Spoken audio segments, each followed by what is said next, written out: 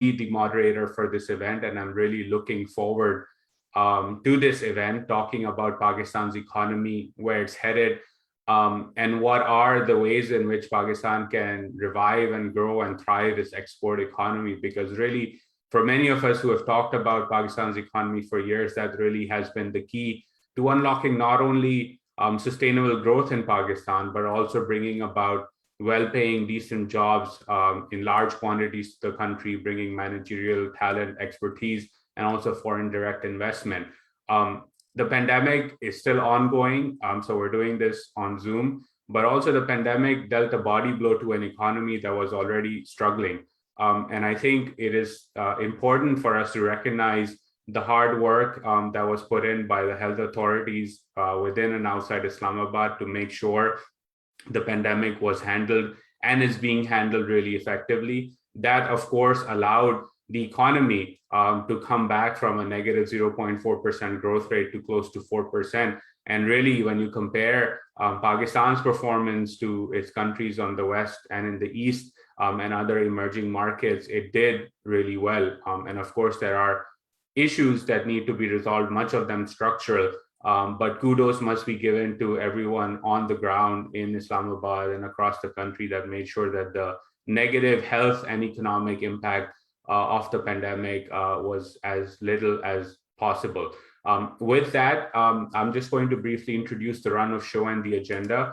This is going to be a really exciting, interesting discussion with experts, both from the World Bank and outside, on what's going on in Pakistan's economy, on how we can grow exports.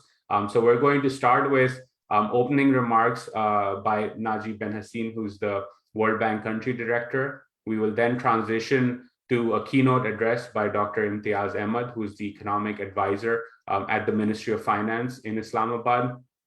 After that, we will have a presentation by experts from the World Bank on macro and fiscal updates in Pakistan, followed by another presentation on export competitiveness and what's going on there. We will have a Q&A. After that, I will be moderating that discussion. So those of you who are joining us online, feel free to use the Q&A box on Zoom to send in your questions. We will try our very best to bring those questions in to enrich this discussion. After that Q&A, from the macro and export competitiveness side, we will have a panel discussion on how Pakistan can grow its exports. And again, I will moderate that. Please send in your questions and we will try to include them, and then we will conclude this event. Of course, we live in a virtual and social world. So if you're joining us and you're on Twitter, feel free to tag World Bank South Asia or World Bank S Asia as the handle. And the hashtag for this event is hashtag PDU2021. So please chime in on social, on Zoom, and be part of this conversation. With that, I will hand it over to Najib Ben Hassin, the Country Director for the World Bank for Pakistan. Najib, over to you. Uzair, thank you very much. I hope you can hear me well. Tell me otherwise. And again, welcome to everyone. I want to be very short because we want to go directly into the subject and hearing from Dr. Imtiaz, whom I really thank for coming, and also to the team to make the presentations. As I said, I welcome you for the launch of the October 21 Pakistan Development Update.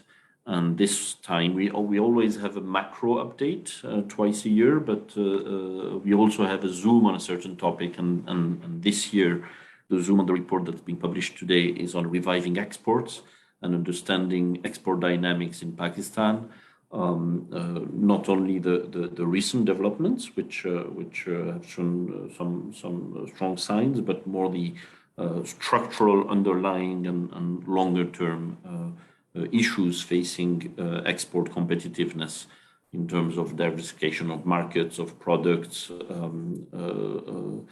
as well as understanding how the policy environment could be improved to be more conducive to increase exports. A lot of the policy debates recently have been on increased trade deficit and very focused on imports and how to curb imports, and policy debate is very dominated by that.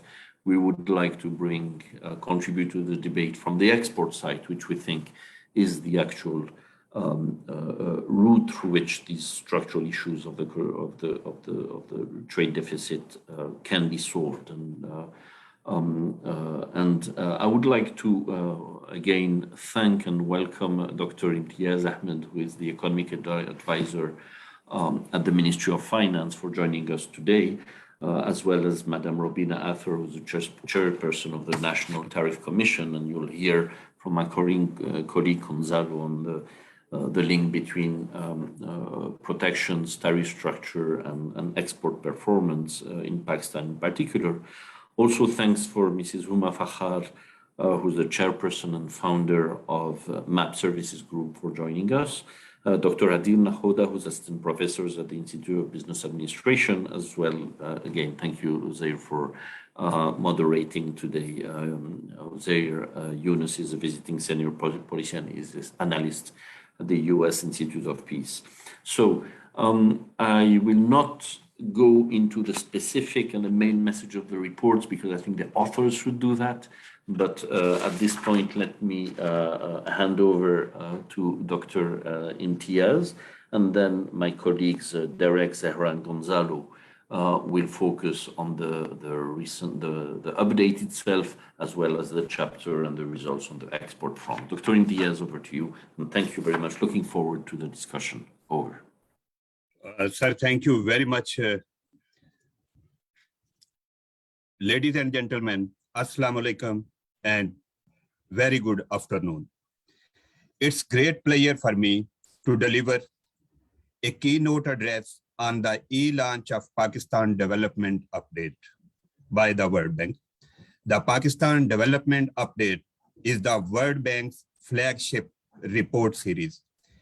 It covers macroeconomic development along with the challenges and policy issues that are critical for Pakistan's long-term economic development. It enables the policy makers and all other stakeholders to get a deep insight of the economy, its outlook, structural reforms, and development challenges. This edition of the Pakistan Development Update focused on the obstacles in boosting exports and offer recommendations for enhancing the country's export.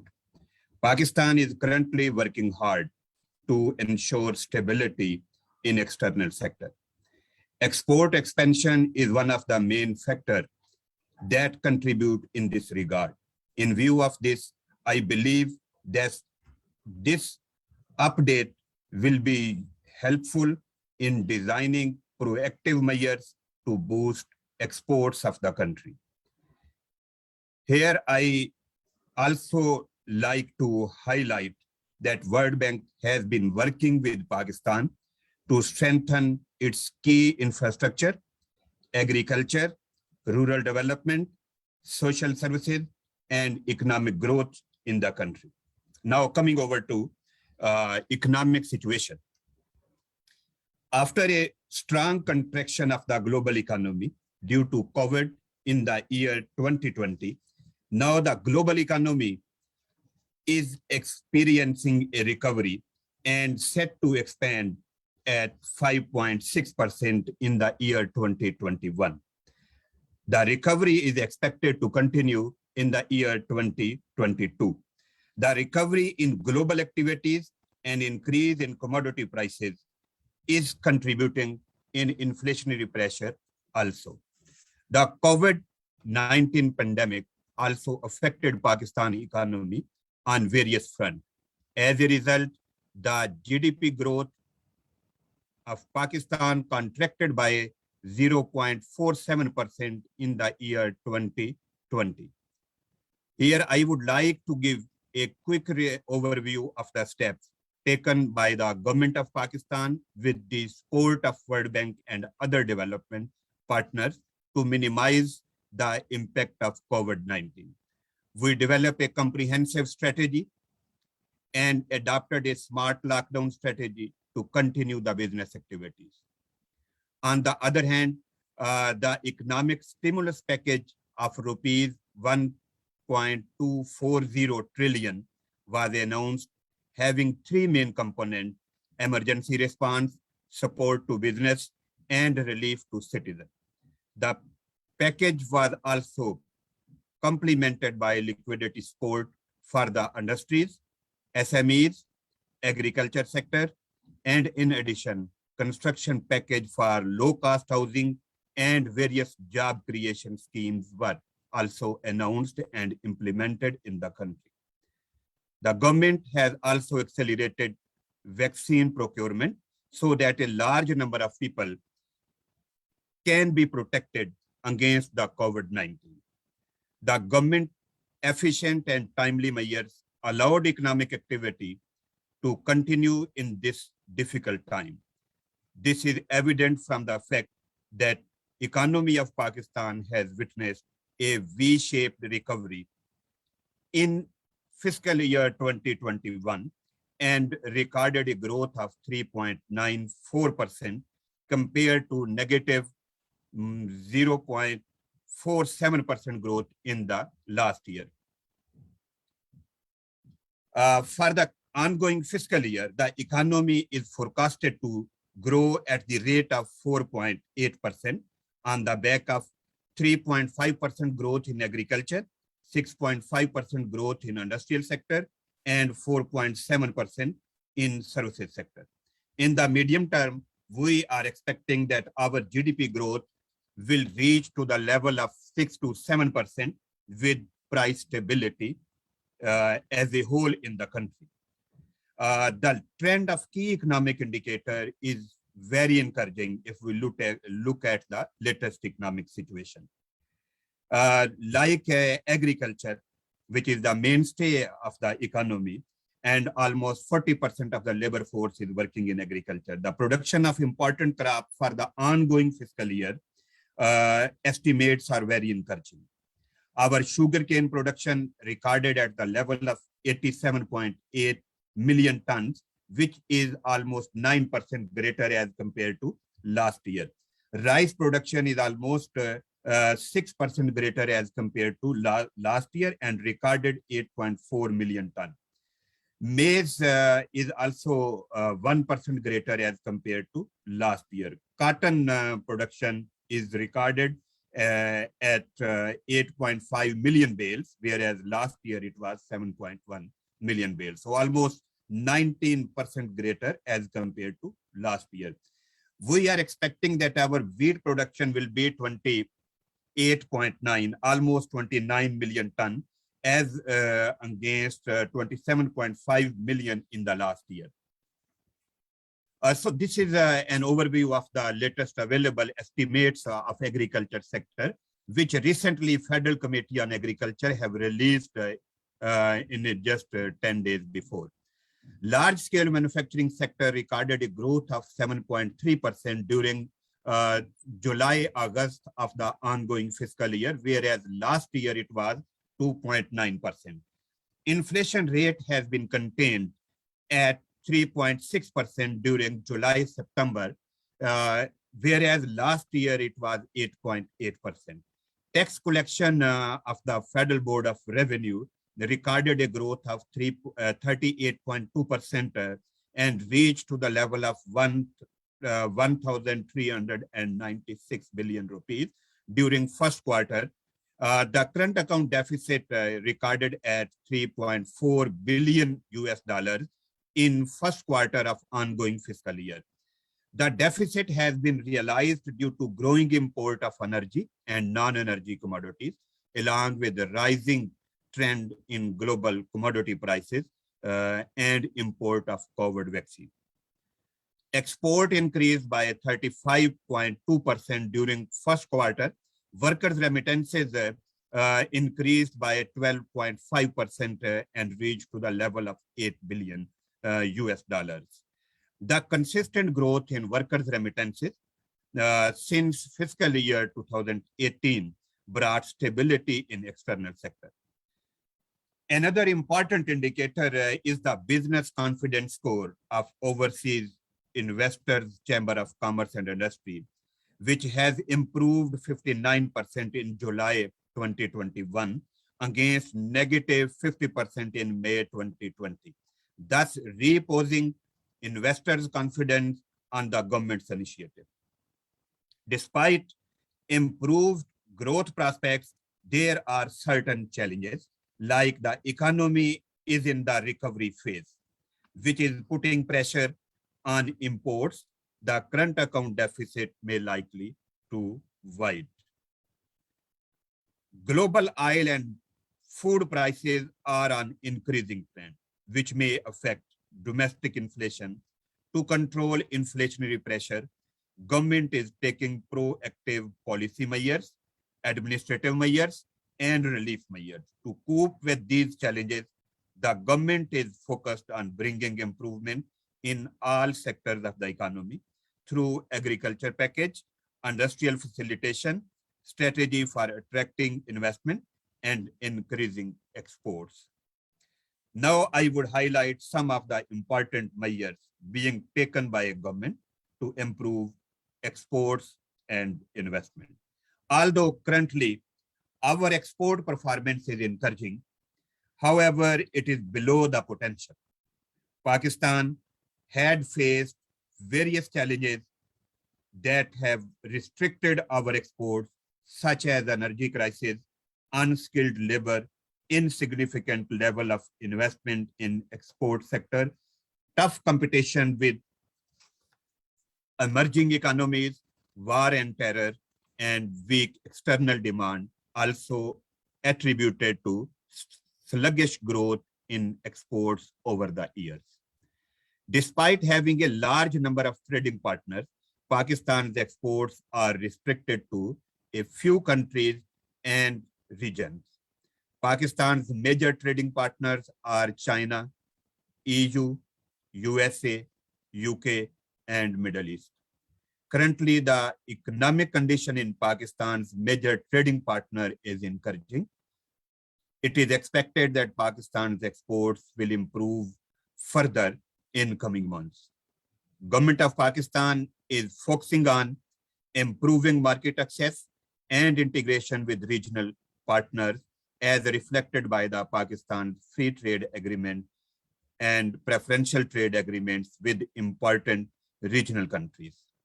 Pakistan is focused on improving economic integration with regional countries for the economic benefits of Pakistan and for the region as a whole.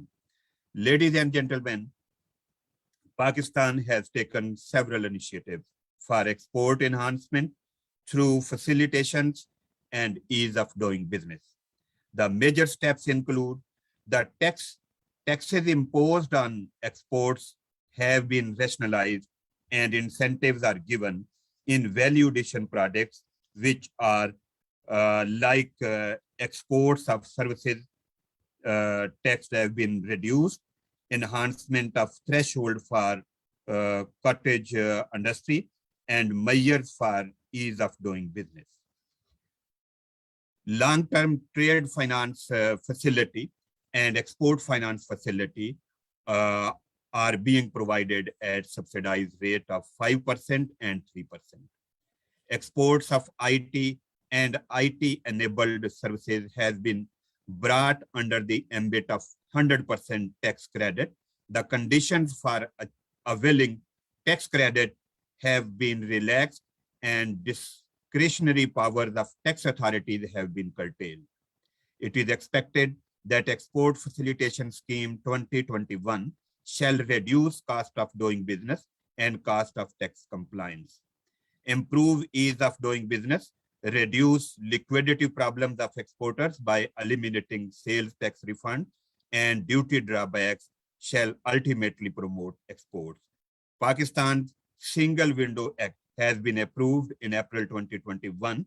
Pakistan's single window will bring all activities connected with the clearance of imports and exports on a single portal in order to reduce the time span of cargo clearance. Special Technology Zones Authority is established and which are providing a number of incentives like 10-year tax exemption for special technology zone and tax exemption on the import of capital goods. African region is among the non-traditional market for Pakistan, but now stakeholders are trying to explore the untapped potentials of such a big market. Ministry of Commerce continued to pursue its Look Africa policy initiative. The policy includes 10 out of 54 African countries, which accounts for 80% of the GDP of Africa. The Ministry of Commerce has also identified the priority sectors which have main potentials for exports in these countries. Ladies and gentlemen, present government is also making all possible measures to improve investment climate and to attract foreign direct investment in the country. These measures are: number one, investment promotion strategy. Investment promotion strategy has been prepared. Priority sectors for investment like food and beverages, auto parts, IT, logistics, and value-added textile sectors, construction sectors, etc., have been identified. New automated system of interaction of Board of Investment officials under investment relationship management system have been introduced. Pakistan regulatory modernization initiative, which is a key initiative under one-stop shop in the name of Pakistan Portal, is available, where investors can get opportunities to make investment in potential sectors. Another important reason which is stimulating business activities in export-oriented sector is that Board of Investment, in collaboration with more than 30 federal ministries and provincial departments, has implemented 100 of reforms. As a result, Pakistan is ranked in the top 10 best improvers in ease of doing business. The sixth plan on ease of doing business has been completed in April 2021. Seventh ease of doing business plan have been launched on 25th August. The target of the seventh reform is to improve Pakistan's ranking to 75 in the doing business report. Special economic zone mainly focused on export promotion, import substitution, transfer of technology, and employment generation in the country. Special economic zones are providing a number of incentives. Under fiscal incentive, exemptions from tax for 10 years is provided. One-time exemption for all custom duties on taxes on import of capital goods to zone developers, co-developers, and zone enterprises is being provided. Non-financial incentives include provision of road infrastructure outside special economic zone, provision of utility like electricity, gas, water, till entrance of special economic zone, and security arrangements. The role of special economic zone in industrial cooperation under China-Pakistan economic cooperation are providing facilitations to investors. Industrial Development Cooperation Project has been initiated by the Board of Investment with a mandate to fast-track industrial cooperation between China and Pakistan. Another factor is Pakistan offer liberal investment regime to local as well as foreign investors.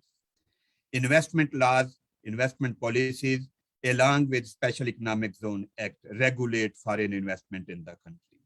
Another initiative of the government in the establishment of project portal, in which there are 130 projects are identified for investors to make investment in potential areas.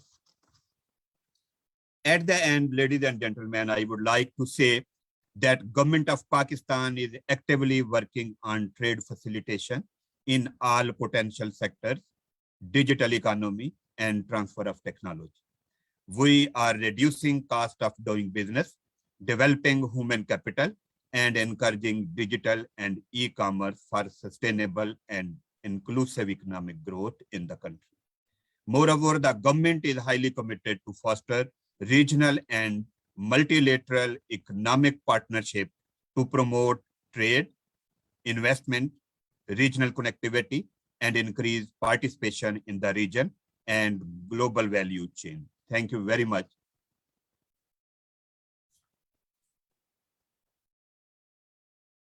Thank you so much, Dr. Imtiaz Ahmed, for sharing your remarks and for sharing details around government policies and things that have been ongoing to improve the economy and further generate sustainable and equitable growth in Pakistan. One of the things that I've grown up listening to, hearing about frequently is that every time Pakistan's growth goes beyond 4.5%, 5%, we end up in either a macro-led or a fiscal-led economic crisis. And I think it is important to understand where things are headed, where they are right now. So I would like to invite Zahra Islam and Derek Chen to share their presentation on what's going on in Pakistan's macro and fiscal outlook, particularly related to some key numbers that show us what the outlook looks like. So with that, I will hand it over to both Zahra and Derek. In case those of you may not have seen the slide that was up just initially, Zahra is an economist at the World Bank and Derek is a senior economist at the World Bank. So with that, over to you. Thank you, Zahra. Can we go to the first slide? Yes. So as we know, for most other countries, Pakistan, like most other countries, the macroeconomic development hinges a lot on the severity of the domestic COVID-19 infection. When we look at the daily COVID-19 positivity rates, we see that Pakistan has dealt with 4 COVID waves, with the first wave being the most severe. If we go on to the next slide, here we see on the left panel the evolution of people's mobility within the 5 South Asian countries for which there is Google data for. And as we can see, in April 2020, there was a huge dip in people's mobility across all 5 countries. But what we can take away from the red line, which is for Pakistan, is that the country has experienced a strong upward trend in mobility over the past 19 months, right? So much so that in October, which is the latest data that we have, mobility is around like 40% higher than that of the pre-pandemic baseline. Turning to the right-hand side, which plots real GDP growth at factor cost for South Asian countries, we see that the average growth rate over 2020 and 2021 for Pakistan comes out at about 1.5%. And when you compare that red dot with the others orange dots, you see that at the south, compared to the regional basis, Pakistan actually did very well. It is only second to Bangladesh at 4.4%. And when you turn back looking at the mobility chart, you see that Bangladesh is like Pakistan, where it observed or it saw a very strong upward trend in mobility.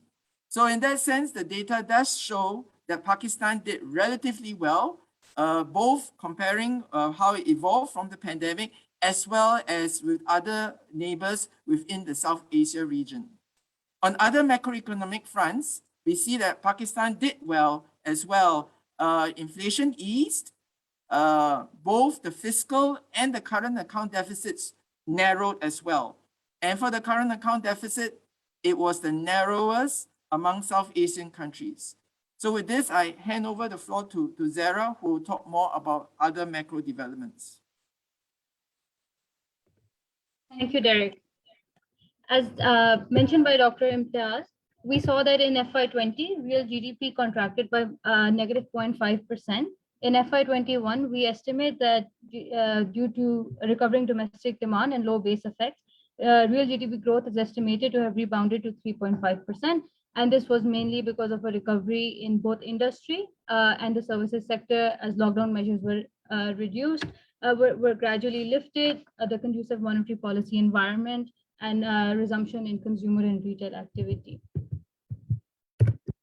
On the inflation side, we saw that headline inflation declined in FY21 from 10.7% in FY20 to 8.9%. However, food inflation remained elevated, and this is likely to have a disproportionately larger impact on poor households that spend a larger amount of their income on food. Domestic food shortages and subsequent increase in food imports, including wheat, sugar, soybean oil, contributed to, and higher global prices contributed to the higher domestic prices as well. On the energy side, inflation was relatively stable and low in the first half, but picked up with the tariff hike in February 2021, and then a hike in petrol prices in June. Overall, core inflation remained largely stable. The monetary policy environment, as I mentioned, was conducive throughout the year. Last year, the state bank, when the pandemic hit, had reduced the policy rate by 625 basis points. In FY21, this was maintained. The policy rate was maintained at 7%, and with headline inflation at 8.9, this indicates that real interest rates were negative. The lower real borrowing cost tends to induce investment and consumption, and therefore supported the economic recovery, as we saw. On the current account, the developments were very positive. The current account negative deficit narrowed to 0.6% of GDP, and this was the narrowest since 2011. Though the trade deficit widened, we saw that the record level of high level of remittances, which grew by almost 30% during the year, helped mitigate the trade gap, leading to an overall narrower current account deficit in FY21. On the fiscal deficit side, we saw that the fiscal balance improved as the growth in revenues outpaced the growth in expenditures. And so overall, the consolidated fiscal deficit, excluding grants, narrowed to 7.3% of GDP from 8.1% last year. And in taxes, we saw that with the increase in consumer activity, the indirect taxes from sales, from goods and services, international trade taxes, all picked up during the year. On the expenditure side, we saw that the federal recurrent expenditure had a slower growth. Development expenditure increased in FY21 compared to the previous year. And overall, the expenditure growth was lower than in previous years, which helped to improve the fiscal outcome. On the debt side, we saw that while GDP, public debt, public and publicly guaranteed debt as a share of GDP declined in FY21, it still remains high and vulnerable to shocks. Moreover, arrears in the power sector, as well as liabilities from commodity operations, can pose further fiscal risks to overall debt sustainability. Now, moving on to our outlook, we expect that in line with the 25 basis point policy hike in September 2021 by the central bank, fiscal and monetary tightening are expected to resume in this year, in FY22, as the government manages on mitigating the widening external imbalance and managing long-standing fiscal challenges. The accommodative monetary policy stance supported the recovery last year, but with looming external pressures and the likelihood of major central banks turning hawkish soon, the space for continued monetary expansion is limited. Therefore, we expect output growth to ease to 3.4% in FY22 before picking up again in FY23.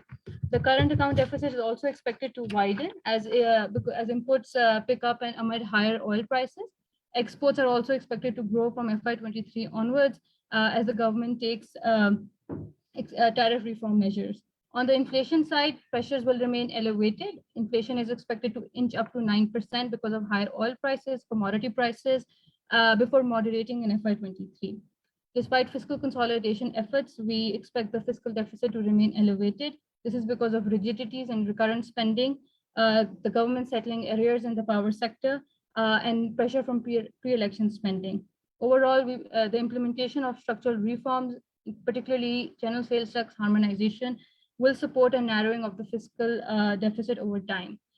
This is linked to the public debt, which will remain elevated, but with good growth and fiscal outcomes is expected to moderate. However, it remains vulnerable to shocks. Some of the key risks to this outlook include the widening of the trade deficit, which has put pressure on the currency, as well as the state bank's gross reserves. Further waves of COVID-19 and more variants could pose a downside risk to the outlook. It's important for the government to focus on revenue mobilization reforms to address fiscal challenges, and delays in these structural reforms could impact could add uncertainty to the macroeconomic outlook, impact Pakistan's access to international financial markets, and dampen growth. So it's important that these reforms are implemented. Thank you. With that, this presentation is over. Thank you. Thank you, Zara, and thank you, Derek. I will remind the participants that please send in your questions. I've already seen some come in through the Q&A box. Please keep sending them in. We will begin the Q&A session in just a moment. It is now my pleasure to invite Gonzalo Varela, who's a senior economist at the World Bank, to share his presentation on the export side of the equation in terms of what's going on. And I would also remind our participants to use the hashtag PDU2021 and tag World Bank South Asia to join the conversation on the social platforms as well. So with that, Gonzalo, over to you. Thank you so much, Uzer.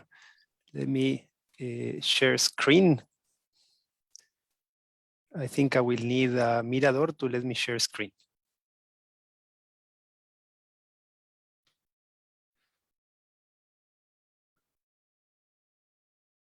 Great. Well, thank you so much again, Uzer. My colleagues have mentioned earlier in the earlier presentation how the trade deficit has been growing in Pakistan, and particularly has been growing in the first quarter of this fiscal year. And that growth has sounded some alarms related to the external vulnerabilities the country faces. These alarms have been met from a policy making side with a number of import restrictions that have been imposed lately. Now, we believe that this policy response, so the import restrictions in response to the increasing trade deficit, is basically barking at the wrong tree.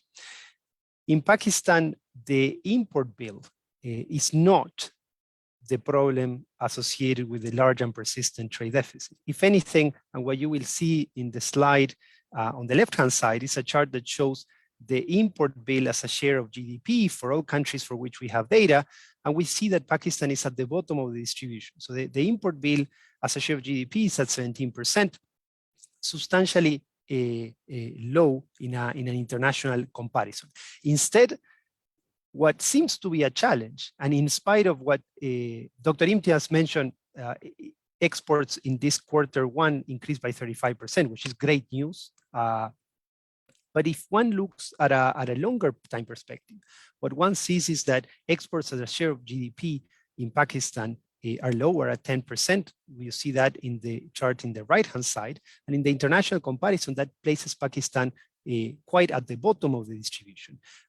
It's particularly relevant to remind everyone that exports as a share of GDP in 2000 were 16% of GDP, which means that the economy grew increasingly less export-oriented over time.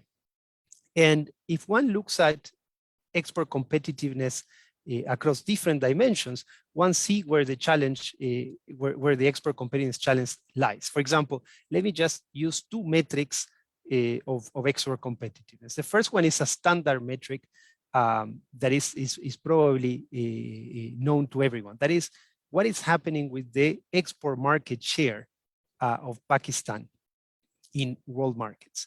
And to look at that, what we can see is in 2000, out of $10,000 that were exported globally by all countries in the world, how many of those $10,000 were accounted for Pakistani exporters? And what we see is that in 2000, that was $13.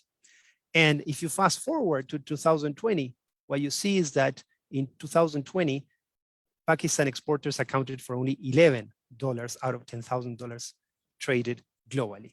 And if you compare that with, for example, what was happening with Vietnamese exporters accounted for $21 of those $10,000 traded globally in 2000, but they account for $127 in 2020. So Pakistan was left behind in that export boat, so to speak. And Another way of looking at this is to see what is happening with exporters, so with companies that decide whether to export or not on the ground. And so for this, what we did was we looked at exporter level data, and we see two things. The first chart, so the chart that is on the left, shows the extent to which exporters are enticed. So firms are enticed to enter export markets. So the entry into export markets in Pakistan and in other countries in the world. And what we see is that exporter entry rates in Pakistan, again, are at the bottom of the distribution. So firms in Pakistan are not tempted into exporting. And those that are, so those that participate in export markets, they tend to be small and they struggle to scale up or grow.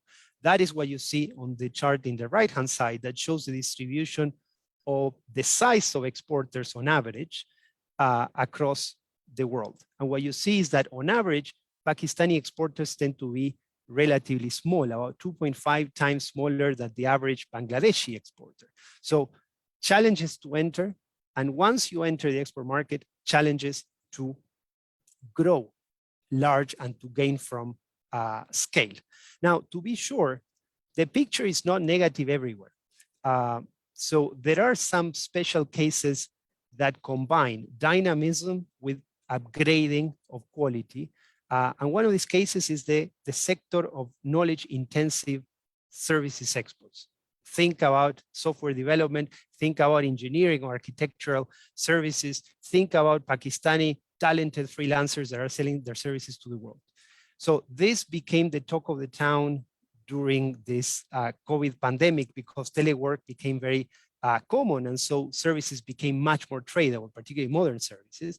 But actually, if one looks at the data, one sees that this preceded COVID. So 15 years ago, of all services exports out of Pakistan, these knowledge-intensive services exports were about 10%. Today, they account for 40% of the export basket. So you see a sector there that is bringing a lot of knowledge into its exports that is growing in Pakistan, and that is the knowledge-intensive services sector.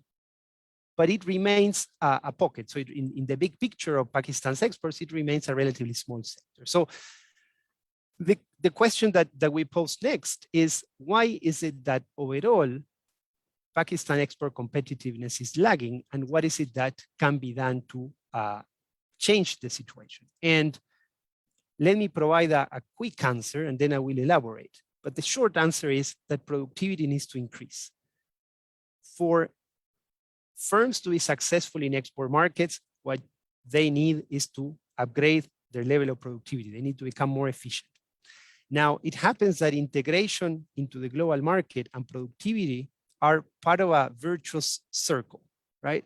So you need to be very productive to be able to succeed in international markets. And this is why in Pakistan, and this you can see in the chart on the left-hand side here, in Pakistan, firms that are systematic exporters are 25% more productive than comparable firms that are non-exporters. So to be an exporter, you need to be more productive to be able to, jump into that larger market, that more competitive market. Now, it also happens that as you export more, your productivity also increases. So there's a virtuous circle there of productivity and integration. Unfortunately, you can be stuck in a low equilibrium if you have little productivity and little integration. So it's that virtuosity doesn't actually happen. And so it's no surprise that Pakistani firms on average struggle to become more productive as they grow older. And the chart in the right shows what happens with average productivity of firms in different countries as they grow older. And what you see is that in the US, for example, as firms grow older, they also grow more productive. So we could say as you grow older, you grow wiser. In Pakistan, that is not the case. In Pakistan, in fact, if anything, productivity slightly declines as firms grow older. So there is a productivity challenge that is impeding export success. So there are many reasons behind these challenges. Some have been mentioned by Dr. Imtiaz, but I'm going to focus on two elements that I think are crucial for improving productivity and improving export competitiveness, and then we can open it to a general discussion. And these two issues are the following. The first one is that incentives need to change in Pakistan. So what happens is that Pakistan offers quite large effective rates of protection to domestic industries. And these high effective rates of protection discourage productivity grading and discourage exporting. Why? Because they make it more profitable for a firm that is protecting the domestic market to sell in that domestic market than to go and sell elsewhere. So basically, this high rates of effective protection act, they are intended to promote import substitution industrialization, but actually what they end up doing is promoting export substitution. To give you some numbers, a way of measuring effective rates of protection is to look at the extent of cascading of the import duty structure. So if you look at tariffs on consumer goods, the difference between tariff on consumer goods and tariffs on raw materials or tariffs on intermediates. And when you take that measure of effective protection, you see that Pakistan is among the top 3 most protected economies in the world. And what we see is a regularity. That is, those countries with very high effective protection are countries that have lower export orientation, and countries that have lower effective protection have higher export orientation. No surprise, because basically import duties act as an export tax. So changing incentives will imply making it more profitable for us to export rather than sell domestically.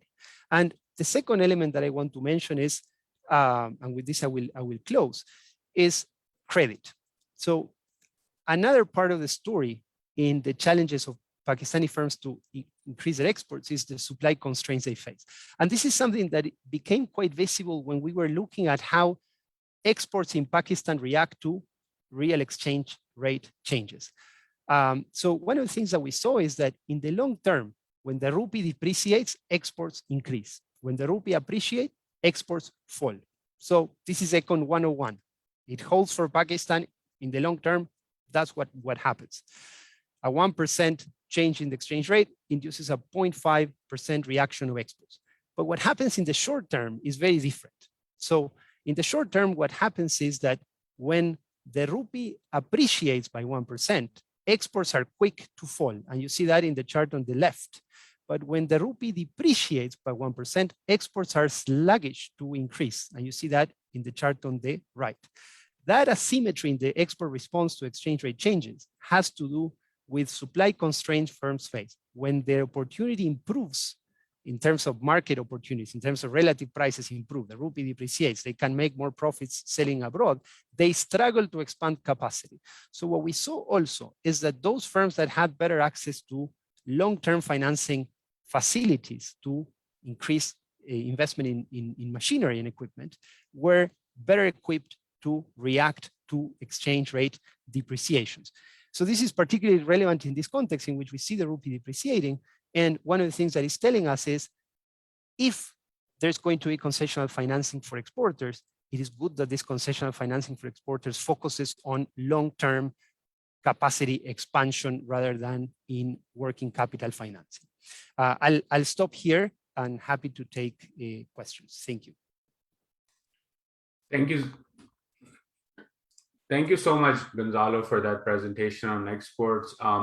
We have some questions coming in, and just to kick things off, no surprise here that one thing that's top of mind for everyone tuning in today is what's going on with the Pakistan currency, the exchange rate itself, which has been depreciating over the last few days and touch record lows over this week, sometime this week.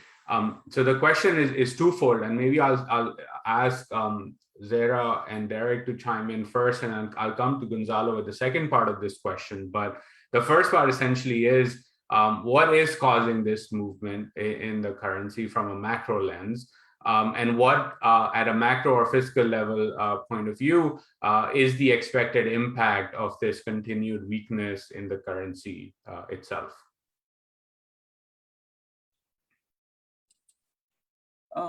Thank you, Uzair. And I'll go first, and Zara may have something to add. So according to what we've looked at, and exactly at the more or less the timing of the turnaround in the trajectory of the rupee, we think a large factor that's driving the depreciation of the rupee is the very large trade deficit that has come about only in the recent months. So the timing of that matches that with where the rupee went from a recent high to a recent low in over the few months. The timing times very well with that. Of course, there are other things that in the background that could be contributing. For example, some instability in the region with our neighbor Afghanistan, and other things such as the recent stock market where we were classified to a frontier market and those things. But I think mainly it would be the large trade deficit that has arisen in the recent months. Zara? Thanks, Derek. And just to add on the second part of the question about any risks from this exchange rate depreciation. So there are two main that we can discuss. One is the fact that the exchange rate depreciation can have a pass-through impact on domestic inflation, particularly with regards to imported goods such as oil, petroleum products, other commodity products that Pakistan imports. So there's a risk on higher inflation domestically. And secondly, with a large part of the external debt in the form of external debt, which is about 1/3 of the total public debt denominated in a foreign currency, this can also increase the government's debt burden, and the exchange rate shock can increase the debt burden for the government. So those are the two risks from exchange rate depreciation, and the reasons have been discussed by Derek. Thank you. Thank you so much, Derek and Zara. And Gonzalo, which brings me back to the second part of this question that came in through the audience, which is how does Pakistan then build its exchange reserve buffers and sort of, what are the things that Pakistan can do to sort of deal with these pressures sustainably in the long term? I kind of know the answer that your presentation talked about exports. So I know that that's what needs to be done sustainably. But the important part of the question then becomes, what are areas where Pakistan has export competitiveness, and maybe Pakistani firms can not only be enticed to enter these new markets, but also grow and scale in a way where the productivity gap that you highlighted is filled, so that the export areas where there is an advantage are tapped in an effective way to build the buffers necessary to deal with these risks. So what are your thoughts on that?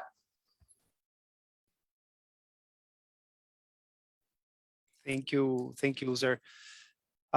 So there are, I think the question somehow focuses on what are the low-hanging fruits, so to speak. So if one thinks of a long-term agenda for export competitiveness, one thinks about changing incentives, as I mentioned before, reducing the anti-export bias of tariff changes, building capacity and supporting productivity of agrarian firms. But if one wants to think about long-hanging fruits, one thing that is crucial is, for example, to help firms take advantage of existing agreements that are in place. And recently, some work that we did in this respect is to see how much Pakistan is taking advantage of the China-Pakistan Free Trade Agreement Phase 2. And you see many products that Pakistan is exporting to the world, but not to China, in which Pakistan is already competitive and could, with some support from export promotion agencies, comply with the necessary rules of origin and take advantage of the preferences and boost their exports and scale up their exports. So diversification along the destination dimension in the products in which you already have a comparative advantage, particularly in destinations with which you have recently approved preferential benefits, is a way forward in this respect. Over. Thank you so much, Gonzalo, for that. And thank you, to Derek, to Zara, for sharing your presentations and sharing your insights with the audience around what's going on at a macro level, but also what Pakistan can do to boost its export competitiveness. I think that last question is a great segue towards our panel discussion with Rubina Athar, Huma Fakhr, and Adil Nakora. I will quickly introduce them and again remind the audience to please use the Q&A chat function to keep sending in your questions, and again engage with us on social media using the hashtag PDU 2021. So again, joining me on the panel for this discussion around export competitiveness and boosting exports in Pakistan is Rubina Athar. She's the chairperson of the National Tariff Commission. Thank you so much, Rubina Saiba, for joining us. Joining me also is Huma Fakhr. She's the founder and CEO of MAP Services Group. Thank you so much, Huma, for taking out the time and joining us today. And also joining us is Adil Nakora, who is assistant professor at the Institute of Business Administration in Karachi.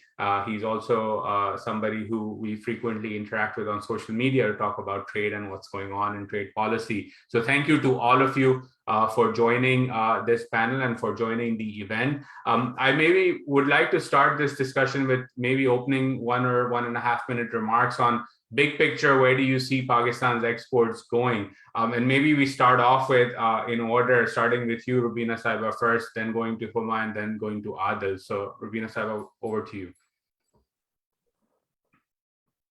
You're on mute.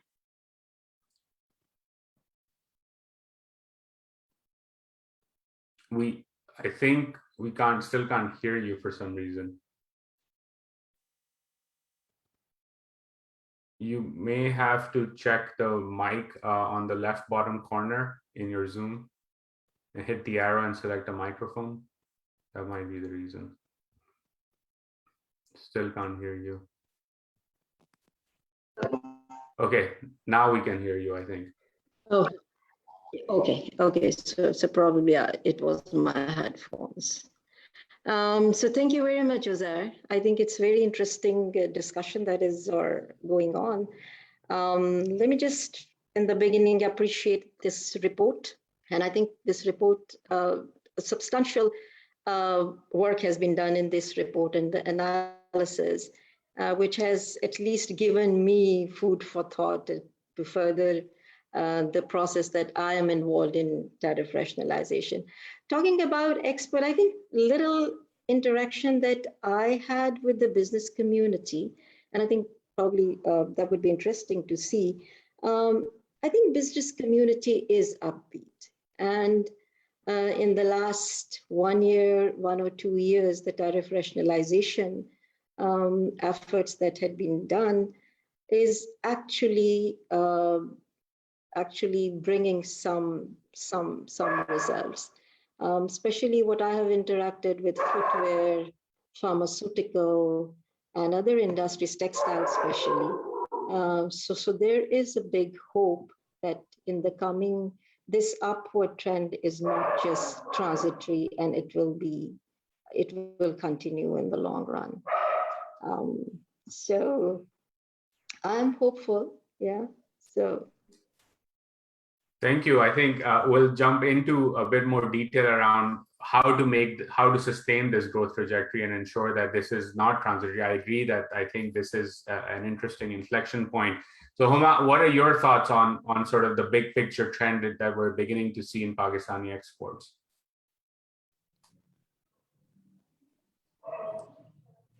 Yeah. Thank you, Uzair, and I'd also like to very much appreciate the report.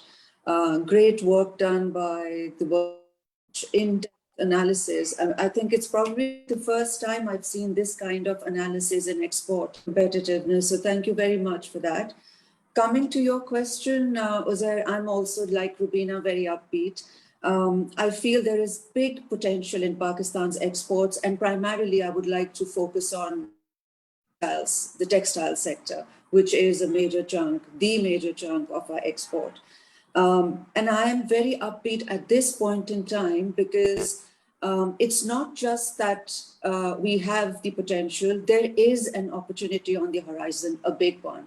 And that is twofold. First, China is looking to relocate. It just invested $40 million, which is a start for Bangladesh. And we having a CPEC, I'm sure something is going to follow for us also in the relocation process. Second, I think post-COVID supply chain, the disruption that has caused is a huge opportunity for Pakistan. Why I say that? Come COVID, the shelves went empty, Nike shoes went on the shelves, US ran out of ketchup, Russia had no marble, UK had no carbonated water, plenty of other textile products missing. And this probably is the time where in all this disruption, where demand has jumped up, but supply has not, that we fit in ourselves, and from a very low participation in the value chain, which is about 30%, that we try to increase our presence, making use of this gap that has been created. And so the rest of it we'll talk later then. Thank you so much, Huma. And Dr. Adil, let's bring you in here. I think Huma mentioned China and sort of the global shift towards in terms of supply chain and where they're based. How do you see this moment in terms of Pakistan's export growth? And is this, again, I'll pose that same question to you, is this a transient event where basically Pakistani exporters grabbed some market share because other places were shut down? Or do you really think that this is something that can be sustained? Okay, so yeah, thank you, Uzair. So before I start, I would also like to thank the World Bank for the invitation. Now, so it is true that Pakistan's exports started taking on a new trajectory in the last quarter of 2020. Exports are averaging more than $2.2 billion per month since October 2021. The exports have peaked at $2.7 billion in June 2021.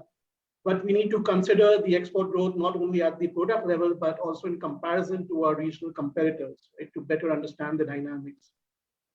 It's also important to take into account the decline in global trade in 2020 due to the pandemic and the impact it had on our regional competitors relative to our own exporters. The relatively lower stringency in business closures, as has been mentioned, adopted by the Pakistani government, has created opportunities for Pakistani exporters to capture market shares of competitors. However, now with the recovery, the number of challenges has increased as the world recovers from the shock, and the exporters elsewhere also recapturing their export sales. So let me give some figures here. Pakistan's overall exports decreased by 7% in 2020, which was approximately in line with the global average. However, India and Bangladesh reported a greater decline in their total exports, as well as the exports of textile products relative to Pakistan. The export performance in 2020 across several economies witnessed a plunge as international trading activities faced major disruptions due to the lockdowns and border closures. However, the rate of recovery in 2021 is now increasingly important as exporters and regional competitors try to recapture their export sales. According to the data shared by Pakistan Bureau of Statistics, Pakistan's textile exports have performed exceptionally well in fiscal year 2021 and have continued to do so in the fiscal year of 2022. Right? However, the question remains whether the growth figures can be sustainable in the near future and the upward trajectory is maintained once the global trading conditions normalize to pre-pandemic levels. I'll just tell more about I'll talk more about the textile industry here. So we have 60% of the total exports because I think it's an important industry for to know our trajectory. So we have observed that the imports of raw materials and intermediate goods, particularly in the textile sector, have also increased sharply in the last year. It is also important to note that the production of domestic cotton is experiencing stronger growth levels this year as it has recovered from the recent slump, and that has been mentioned in the development update. The combination of an increase in imports and domestically produced unfinished goods can aid the exports of finished textile products from Pakistan. At the same time, though, cotton prices are increasing similar to the prices of other commodities, which can again negatively impact the profit margins of textile exporters. So with the textile dominating the export basket, overall export figures are likely to continue to increase. However, let me touch upon some challenges here and then convert this trend into one that is sustainable in the long run to generate much needed dollar inflows and reduce the chances of this balance of payment crisis. So one growing concern is the higher shipping costs that have dented the supply chains across the world. This is likely to potentially lower exports to our major markets and reporting higher port congestions and shipping constraints relative to previous years. Then the rising commodity prices can also add to the challenges. The other challenge that we'll also have is the increasing competition from regional competitors. For instance, exports from India and Bangladesh have started to recover and are now experiencing higher growth rates as their economic conditions improve after COVID-19 shock, right? In essence, so the current trajectory of our export continues. The exports should reach around 28 to 30 billion US dollars in fiscal year 2022, which will be the highest ever export value reported. Now, the revival of competitive forces and the challenges in the shipping industry, consolidation of the export growth rates will require a lot more efforts in boosting our capacities of our domestic producers and increase the exports of goods from Pakistan to levels beyond the 30 billion US dollar benchmark. So with this, I'll finish this answer. Thank you so much, Dr. Adil. Huma, I want to bring you in here. Part of what Gonzalo said, and again, what Adil was saying in terms of sustaining this trajectory is that we need newer firms to enter export markets, and not only just enter, but to also scale up. Several millions of small business enterprises in Pakistan are sort of, looking at these export markets.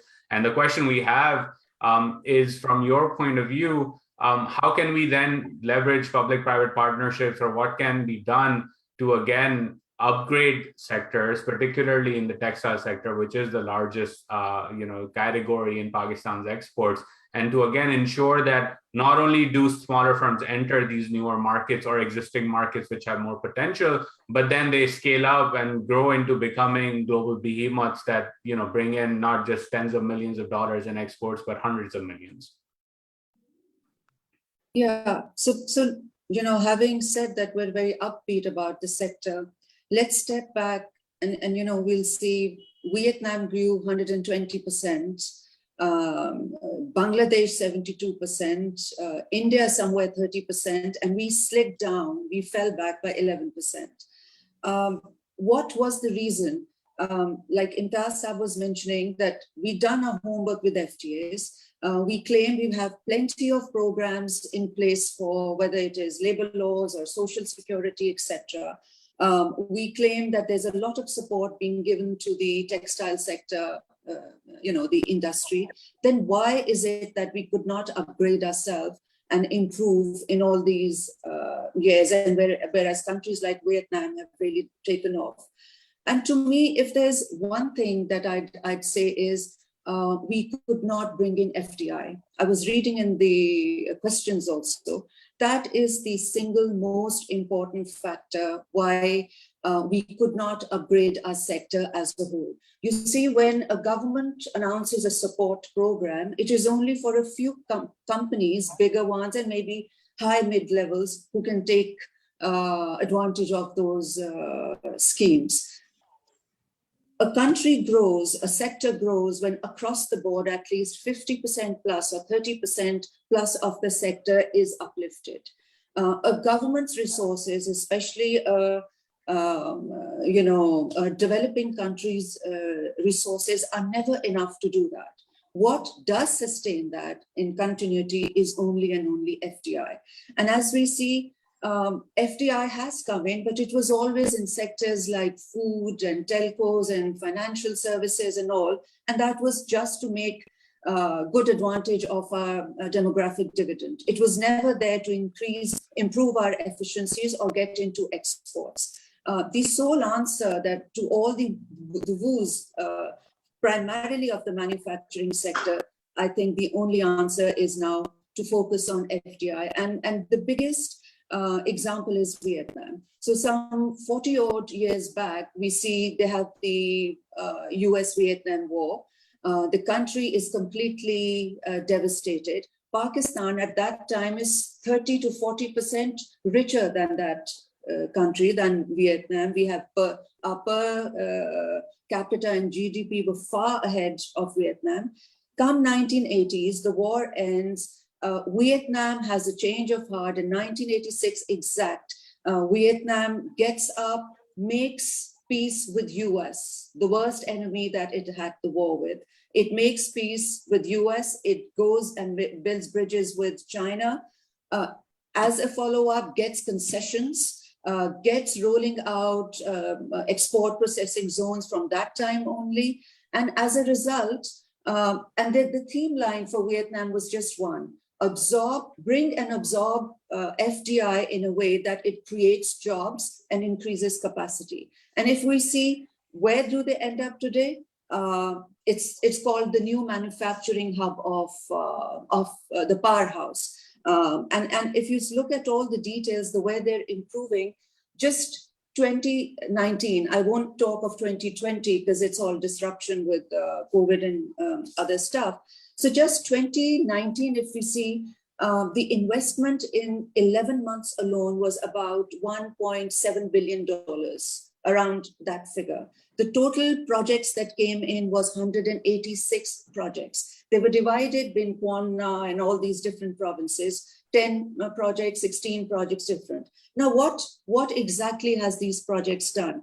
They are not only going directly in textiles. The quantum of investment and the way they are being pursued as a huge FDI is changing the whole landscape of these cities and these provinces. For example, when you review these investments, the advantage that we see, investment in construction increased, investment in skills increased, education centers came up, design houses came up, etc., etc. So to me, if there is no FDI, there won't be a sustainable growth. That is the solution to be able to upgrade ourselves. And again, looking at Vietnam, it's a 17% growth of the sector, of the textile sector, and it is all based on FDI. 70% exporters are all FDI based. To me, it's very clear. Government and post-COVID governments will surely have no strength, no financial capacity or capital to boost in sectors, in a big way. The only solution that we have to find for ourselves is going to be FDI, bring in FDI. And that is where the public-private sector models need to come in. That is exactly where we need these models to work for us. And I'll give you a little example. I see some discrepancies. For example, the Africa scheme and all these schemes I see, and there's a scheme for South American, etc.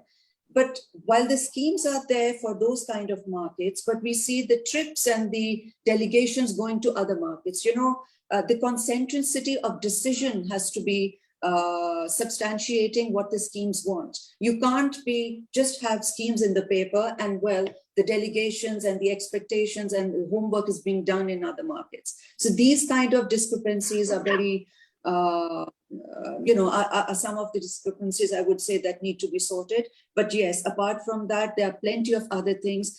And I would really strongly suggest, and maybe the World Bank, because I'm so impressed with this study, could do some kind of research where Pakistan, at this point in time, where we can really put ourselves on the world stage as a vertically integrated, especially in textiles, come up. We are a country who's concerned about our climate. We want green mills. We want to convert ourselves as a 50% of our sector into the, climate friendly. We want to be sustainable and reuse our materials. We want to go into circularity. So this is just a marketing tip at this point, where perhaps World Bank and others can help Pakistan to put itself on the world stage and just grab that FDI for getting some, upgradation on the table. Thank you so much for that. And I think I fully agree that the FDI has to flow in. Again, it not only brings in foreign expertise, but also brings in vertical integration and international best practices into the country as well. Part of the reason, at least for me, sitting here in Washington, I worked with companies that have moved their supply chains over the years, is they look at something like the power sector, which brings me to you, Rubina. One of the things that we consistently see, whether it's the business press in Pakistan or elsewhere, is the issue around the power sector, particularly things like the circular debt, tariffs going up, et cetera, et cetera. From your point of view, what should be the vision for reforming Pakistan's tariffs and reforming, broadly speaking, Pakistan's power sector? Because ultimately, that is a very big key to unlocking the FDI sort of point that Huma was talking about in terms of making sure that foreign investors look at Pakistan as an attractive market. Thank you, Uzair. Let me just clarify, this is not my area of expertise. I deal with the customs tariff. Yeah, sorry, I misspoke there. I misspoke. I apologize for that. Let's switch that question to broader tariffs itself. Oh, okay. So talking about tariffs, yes. I think as mentioned in the report, in this report, with the inception of the tariff policy and the tariff policy board in Ministry of Commerce. So for the last two and a half years, tariff policy strictly in sense tariff policy is being developed and implemented. Earlier, it was FBR, which used to set the tariff on ad hoc basis. But since last 2 years, there is a tariff policy. And I think it has been detailed in the report that what the structure is and all that. I think one of the questions that has been also raised and in the report is that yes, there is a reform, tariff has been reduced, but the process is slow. I think since me and Gonzalo have very long discussions on that, but I think for the other audience also, I would like here to share. I totally agree that this process is slow, but there are certain reasons for it. I think the one basic reason is the design of this reform. It was designed in such a way that initially there would be tariff reduction on raw material and intermediates, and that too on industrial raw material and intermediates. So in the last 2.5 years, what we have done is that we have reduced tariff only on raw material and intermediates used in the manufacturing sector. And I agree that the overall, if you look at the overall tariff, it has not decreased as much. But if you look at the tariff for industrial sector or the manufacturing sector, that has actually been reduced by almost 35 to 40%, including CDs and RDs.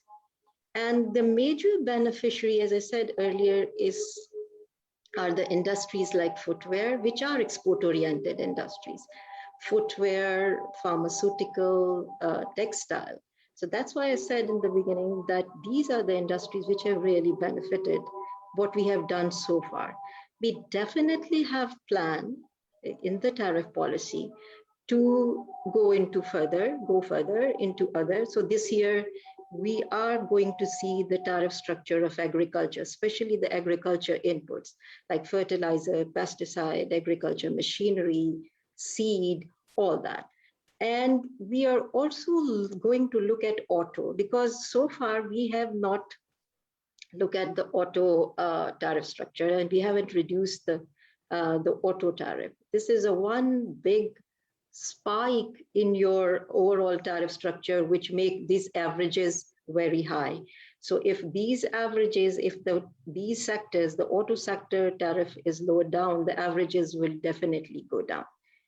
Another important reason why this process is slow is what I think is the lack of understanding in the government, especially at finance and FBR.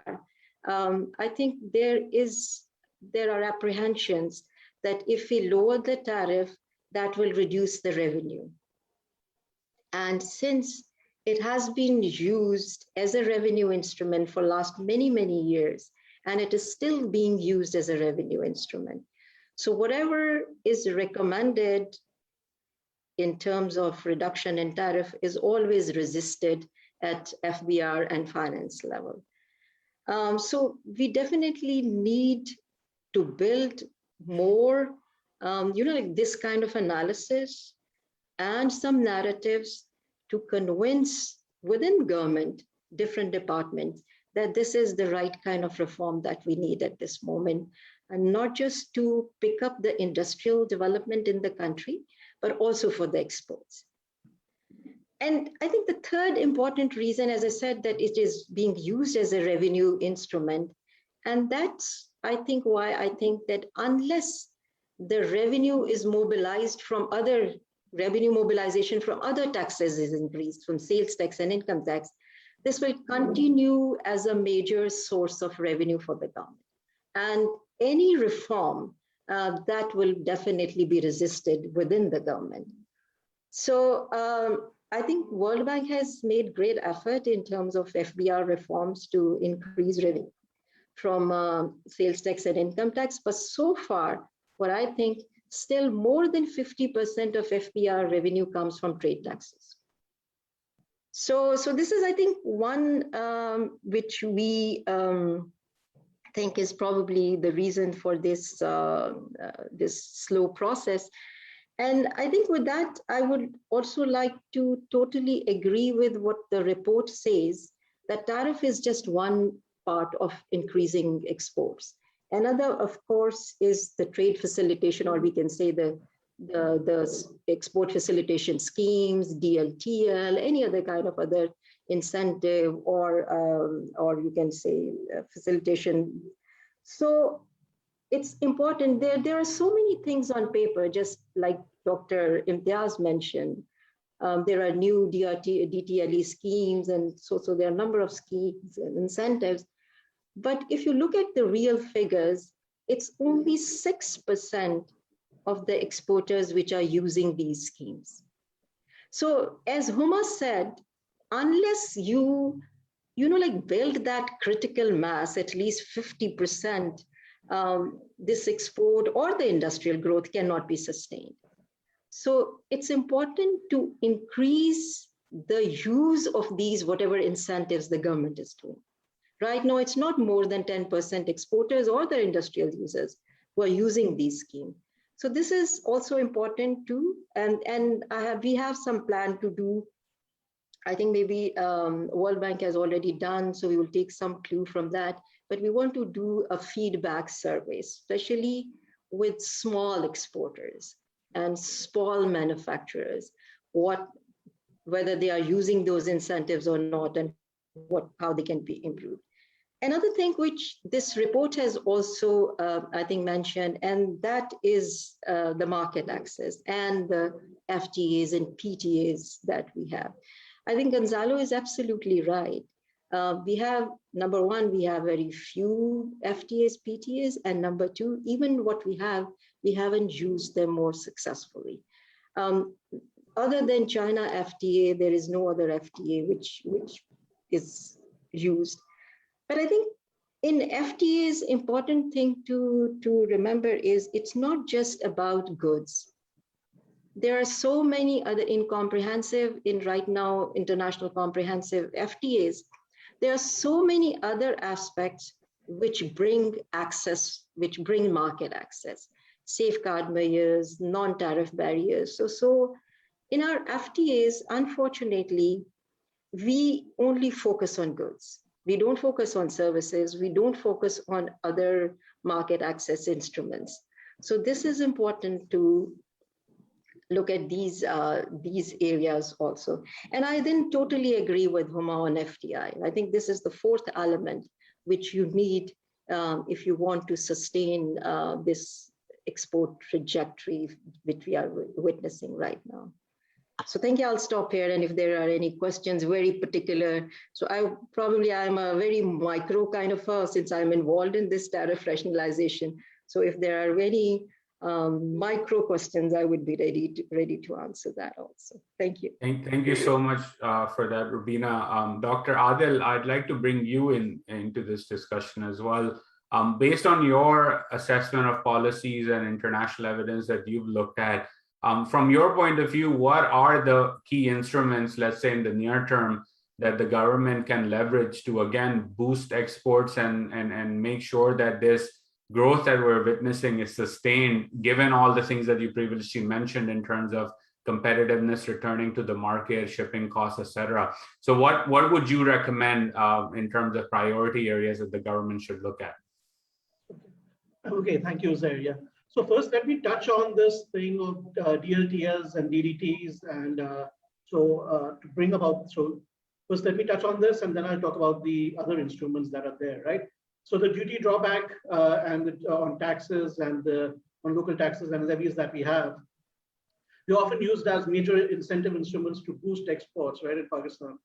And the premise often set by the proponents is that it improves the level of competitiveness of exporters and their liquidity levels. However, there is doubt on the effectiveness as Pakistan often struggles in terms of the level of diversification in the export basket, while the value of exports has remained stagnant for the past decade or so. So the textile sector, according to the new textile policy 2020 to 2025, has been allocated about rupees 400 billion in terms of DLTL, and the target is to achieve 21 billion in textile exports by 2025. Approximately $4 billion worth of textile goods were imported in fiscal year 2021, which was mostly dominated by raw cotton. So there are also similar incentives for exporters of non-textile products and exporters to non-traditional markets. But as has been said in this discussion, the incentives are heavily in favor of textile exporters, as is indicated by the level of funds released to the sector. The challenges, again, are evident, as exporters often complain of delay in payments as well as high documentation costs associated with the schemes. Such schemes, again, increase preference of imported inputs by exporters, and they tend to hurt domestic upstream businesses that are competing with these foreign producers as well. So additionally, these incentives tend to be biased towards large and more successful exporters with established presence in foreign markets, right, reducing the market space for new SME exporters. So large SME exporters can also reduce the average cost of documentation as well as face less severe constraints than smaller exporters. So it creates a vicious cycle, right, which is basically highlighted in the development update as well. But let me now focus, before I come to this question, let me talk about this. You need to understand that the world trade is dominated by regional and global value chains today. So this requires parts, accessories, and components to cross border multiple times. So things like DLTL and all that, they complicate the situation, right? So they increase.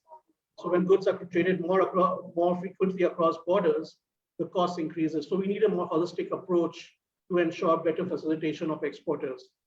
So this should involve improving trade infrastructure and improve the relationship between the state and the exporters, such that any assistance provided is distributed more equitably across exporters rather than focus on targeted exporters. For instance, the government should facilitate exporters by providing them necessary services and reduce information asymmetries to enhance the participation of SME exporters. So let me put forward some recommendations on boosting and upgrading exports.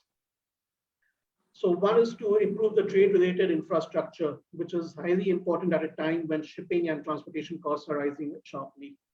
So the infrastructure involves better logistics and transportation, a more effective communication network, enhanced financial services and complementary business services that can not only help match but improve trading relationships between domestic suppliers and foreign consumers.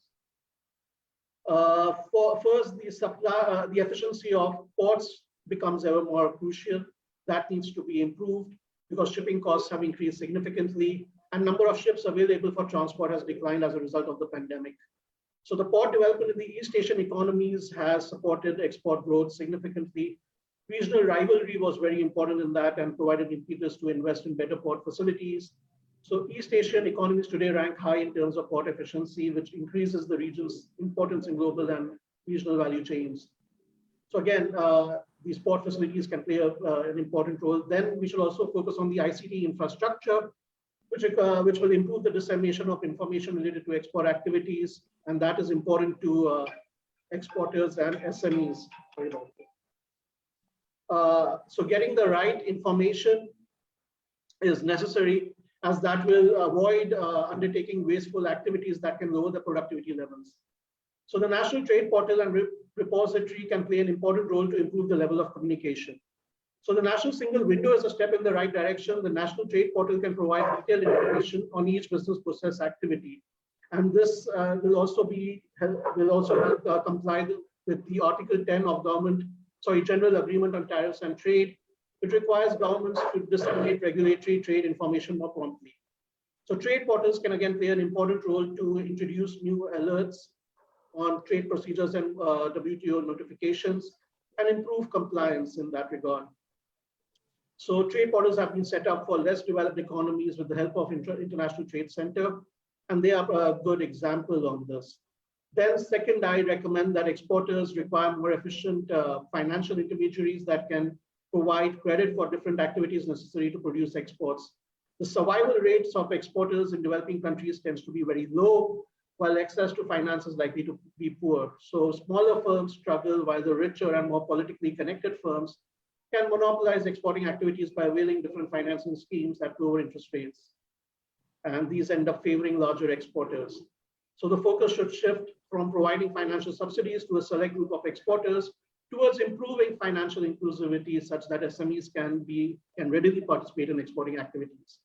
So modernization of the financial system is highly important, and this can aid so one thing is that we can aid the development of digital banking, which provides opportunities to finance smaller exporters, right? So this is again there. And third is the effective promotion activities are needed. So export promotion activities should not be limited to exhibitions, which should also involve improving effectiveness of trade promotion organization, right, the TDAP, and the trade missions abroad. So the main focus should be on brand building, facilitating Pakistani exporters by providing them with the right set of information, and as well as conducting research on their markets. So priority should be given to trade promotion across different products, etc., right, and markets. So depending upon the potential of the markets and products, export promotion may focus on introducing new exporters, increasing the variety of products from successful and established exporters, and focus on encouraging participation of SME exporters in the markets, in specific markets. So we can have that. Last year, I would like to emphasize that there is a need to negotiate lower tariffs and free trade agreements with various countries in order to increase our participation in global value chains. This has been touched upon. So just let me mention here that major exporters in the ASEAN region have benefited from lower tariffs on the imports of intermediate goods and raw materials that allows them to procure inputs more cheaply. For instance, ASEAN countries not only export parts and accessories of electronic goods, as well as other raw materials and intermediate goods of other products to China, but also import significant value of such products from it. So the bilateral trade between ASEAN countries and China is likely dominated unfinished goods. So, and that's what is dominating the trading landscape of today's export warehouses. And as has already been discussed, trade negotiations need to evolve, right? So countries that have negotiated low tariff rates in prior years are now introducing provisions that are enhancing the exchange of technologies, electronic commerce, as well as competition amongst others. Therefore, it is not only important to consider the benefits to exporters, but also consider opportunities in obtaining the most effective mix of inputs that can enhance the competitiveness of domestic firms and in turn enhance the level of participation in exporting activities. So here I'd like to end my answer. Thank you, Uzair. Thank you so much, Doctor. I think, yes, please. It's a tall agenda. And let me share with you, to be honest, government doesn't have the capacity to do all these things. So just on the academic viewpoint. But right? I think what I'm trying to say here is that we all know that these are the things that needed to be done. But I think it's important to set priorities. As I said, the government doesn't have the capacity to do all these things, and I mean it. So we need to set some priorities where we can just, like step by step go. So, and that's why I think the report has very rightly identified these three areas, which are doable, which is practical, and I think it can bring results. Right now, we are just thinking of one proposal, which probably we would share with the ministry and then with the bank also. We are trying to propose in the government to expand the scope of this tariff policy board. Right now, this tariff policy board is dealing only with tariff. So we are proposing to enhance its scope to trade and tariff. So if the scope is enhanced to trade and tariff, whatever you are, Adil Saab is saying, then would come under the purview, though it is with the ministry right now, with the Ministry of Commerce. But as I said, it's not consolidated at one place. Tariff is separate, trade negotiations are separate. These export incentives are mostly with the FBR, they are parked there. So I think if this one authority is created, which could coordinate all these efforts, this would certainly bring some results. Thank you. Thank you for that, Rubina. And I think that the prioritization is a whole larger conversation, which perhaps the World Bank can help us organize, and we can dive deep into that. I would just raise what Homa had mentioned earlier about Vietnam. In 1986 they began, right? So it was a 30+ year journey that has brought Vietnam to where it is today, and Pakistan has to undertake a similar 30-20 year journey to get to the next level where it aspires to be. We are way over time, so I thank all of you for taking out the time and enriching this conversation with your thoughts and your insights. Again, for those of you tuning in, the World Bank Development Update is a must-read document. It is available online for you to look at in detail and go through some of the facts and figures that folks from the World Bank presented earlier. And I apologize for not getting to all of the questions because, again, we brought in as many as we could and we are way over time. So with that, thank you so much for taking out the time. Thank you to the World Bank and the team for putting together this wonderful update. And I think it is time we have more conversations on looking outwards from Pakistan and talking about how can Pakistan engage, connect, and trade with the rest of the world. So with that, thank you to everyone for joining, and Khuda Hafiz. Thank you.